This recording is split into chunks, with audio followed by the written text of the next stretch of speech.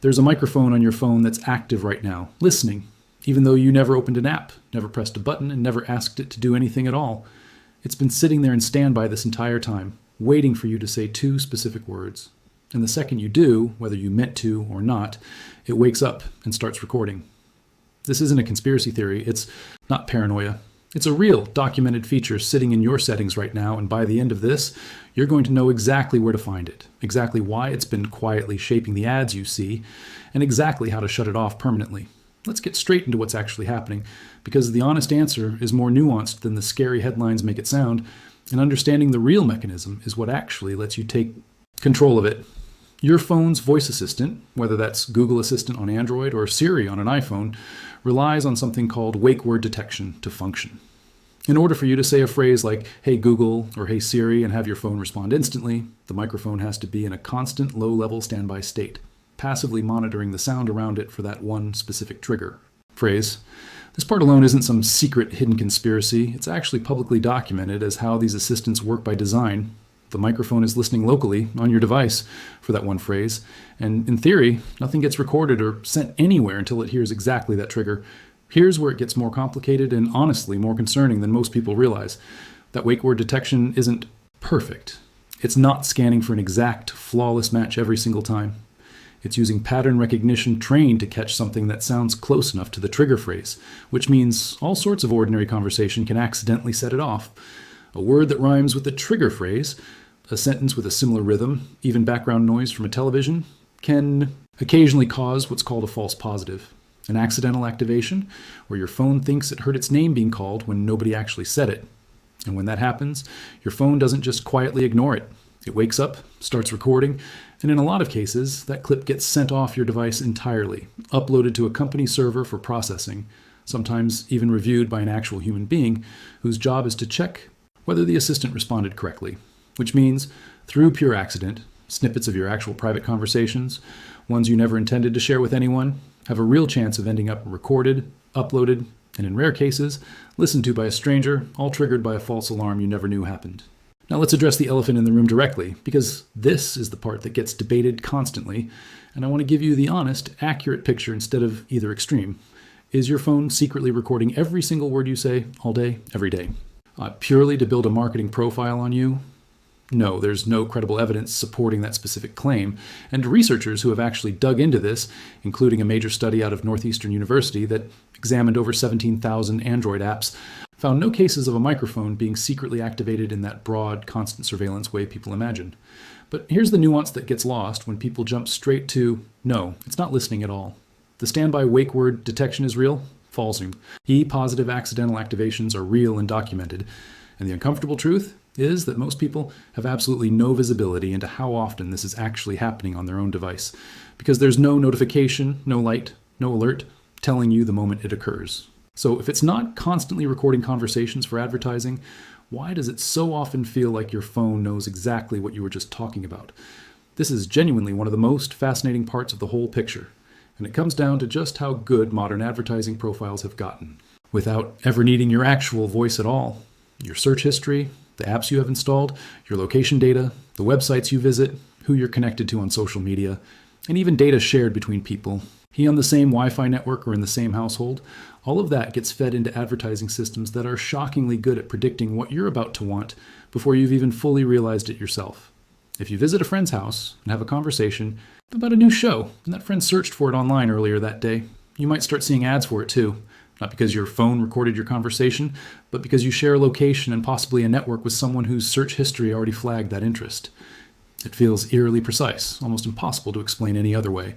And that eerie precision is exactly why so many people jump to the conclusion that their phone must be listening, when in reality, the tracking happening through search history, app activity, and location data alone is sophisticated enough to produce that same unsettling result without a single word ever needing to be recorded. That said, and this is the important part, the standby wake word listening feature is still very much real. It's still sitting active on your phone right now unless you've specifically gone in and turned it off. And even setting aside the advertising question entirely, there's a much simpler reason to disable it. Every recording your assistant makes, whether triggered intentionally or by an accident, TAL false positive, gets stored. It becomes part of your voice history, sitting on a company server, sometimes indefinitely, occasionally reviewed by human contractors as part of quality checks, and representing a growing archive of audio clips pulled directly from moments in your actual life that you never chose to share. That's not a hypothetical risk. That's documented standard practice across virtually every major voice assistant platform, and it's exactly why turning this feature off and clearing out what's already been stored is worth doing regardless of what you personally believe about the advertising angle. So here's exactly how to turn this off, step by step. And I want you to actually go do this the moment we're done, not just nod along and forget about it in 10 minutes.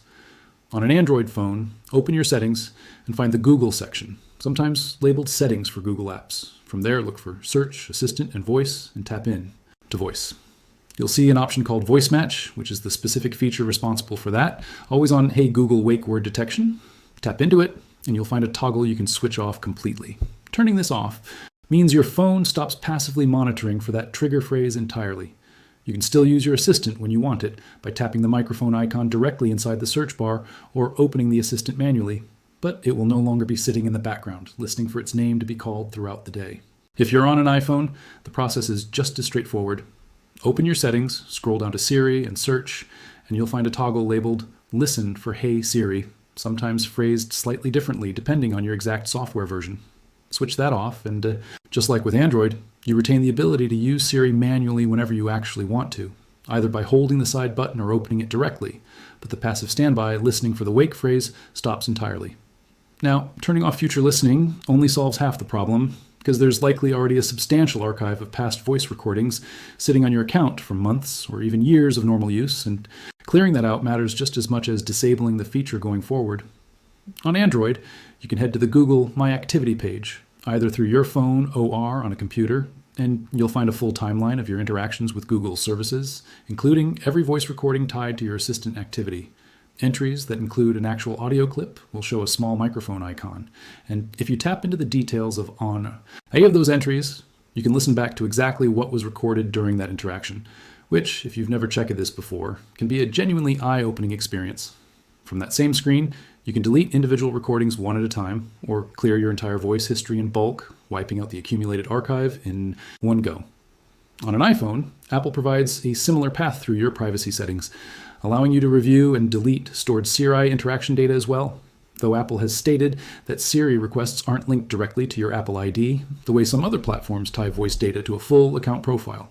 While you're in there clearing things out, it's worth taking one extra step that most people skip entirely, and that's actually reviewing which individual apps on your phone have microphone access in the first place, as separate from your voice assistant altogether. This matters because your assistant's wake word feature is only one piece of the picture.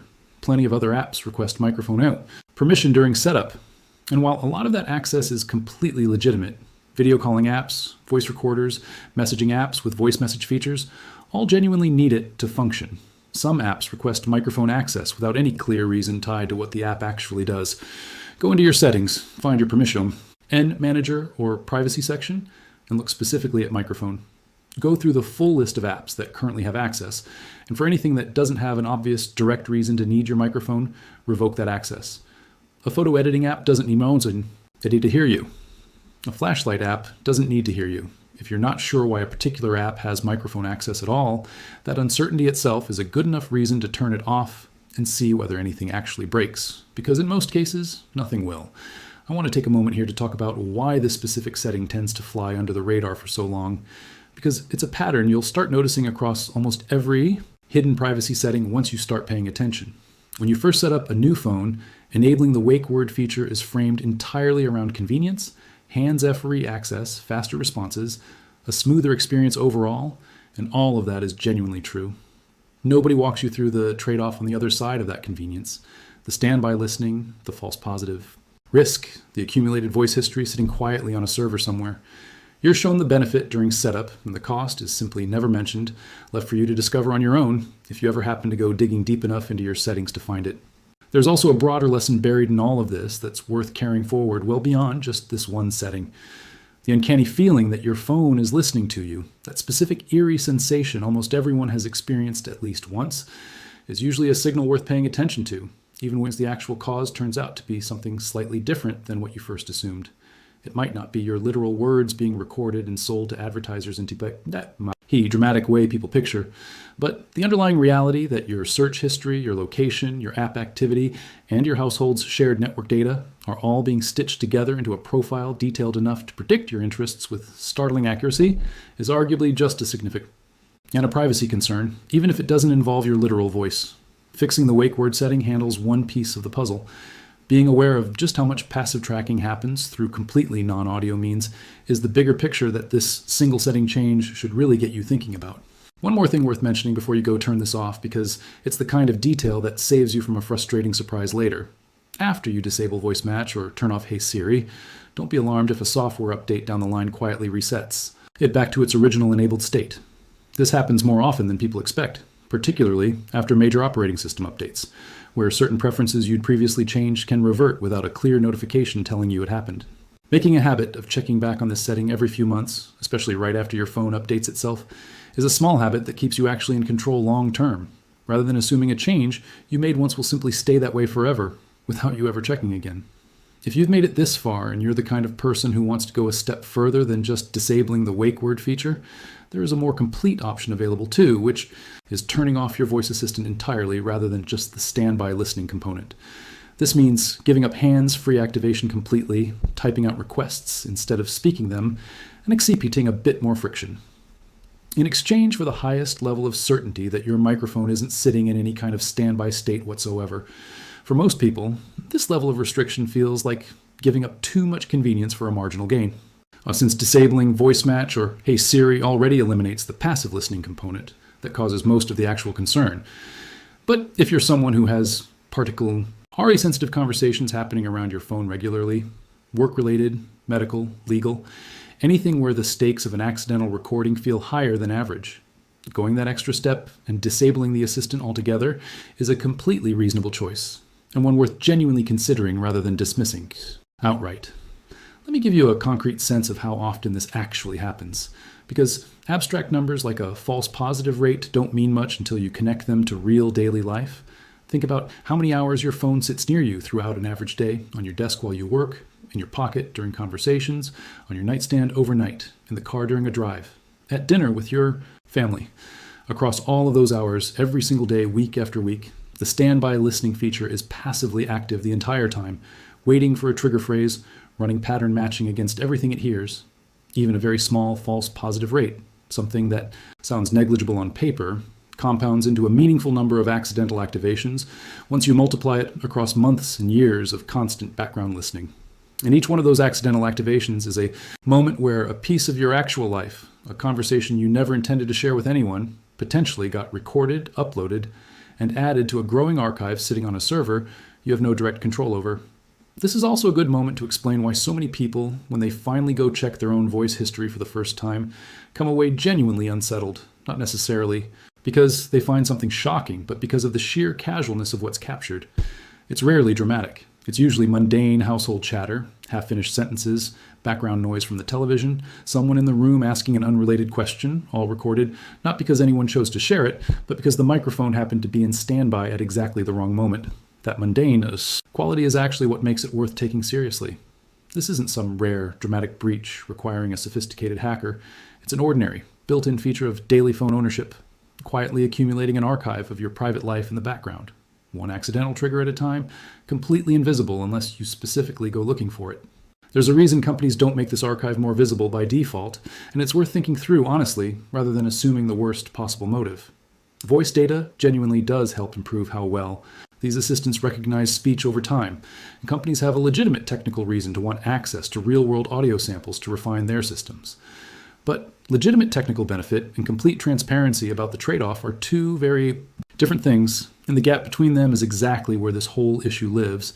If companies clearly explained during setup that enabling hands-free activation also meant accidental recordings would occasionally be captured, stored indefinitely, and sometimes reviewed by human contractors, a meaningful number of people would likely think twice before flipping that toggle on. Instead, the benefit gets highlighted during setup, and the trade-off gets buried several menus deep, discoverable only by people who go looking for it specifically, which is precisely why most people have never once checked their own voice history in the entire time they've owned their phone. I also want to address something that comes up constantly whenever this topic gets discussed, which is the assumption that if you're not doing anything embarrassing or secretive, none of this really matters. That framing misses the actual point entirely. T, his isn't about having something to hide. It's about consent and about the basic principle that decisions involving your private conversations should be ones you actually get to make with full information, rather than ones quietly made for you during a rushed setup screen you tapped through in 10 seconds without reading. Even the most mundane, unremarkable recording still represents a moment of your life captured without your specific intention. And the fact that it's boring doesn't make the lack of consent any less real. Plenty of people who go through this process and disable the feature aren't doing it because they're worried about anything specific being discovered. They're doing it because once they understand how the mechanism actually works, they simply decide they'd rather make that choice deliberately instead of by default. So here's your actual action plan, laid out clearly, starting the moment this is over. Go into your settings, find the voice assistant section, whether that's Google's voice match or Siri's, listen for Hey Siri toggle, and turn it off. Then head over to your accounts activity or voice history page and clear out whatever's already been recorded and stored from months or years of past use. After that, open your permission manager, tap into microphone, and go through every single app currently listed, revoking access from anything that doesn't have a clear, obvious reason to need it. The entire process takes maybe 5 minutes from start to finish, and once it's done, you've closed one of the most overlooked, most consistently misunderstood privacy gaps sitting on nearly every smartphone in active use today. And one final note before you go do this. None of what's covered here requires any technical skill, any special app, or any purchase of a privacy tool. Every single step lives inside settings you already have access to, sitting right there on your device this entire time, simply never pointed out to you clearly. That's really the theme running through this whole topic. The tools to protect yourself were never actually hidden in some hard-to-reach place. They were just never explained, tucked a few menus deeper than most people ever think to look, waiting for someone to actually go find them. And if this changed how you think about that microphone icon in your settings menu, think about how many people around you have never once gone looking for this toggle, never once checked their voice history, never once questioned why a flashlight app somehow ended up with microphone access in the first place. Send this to them, because just like everything else hiding in these settings menus, the people who need this information most are almost always the ones least likely to go digging for it on their own.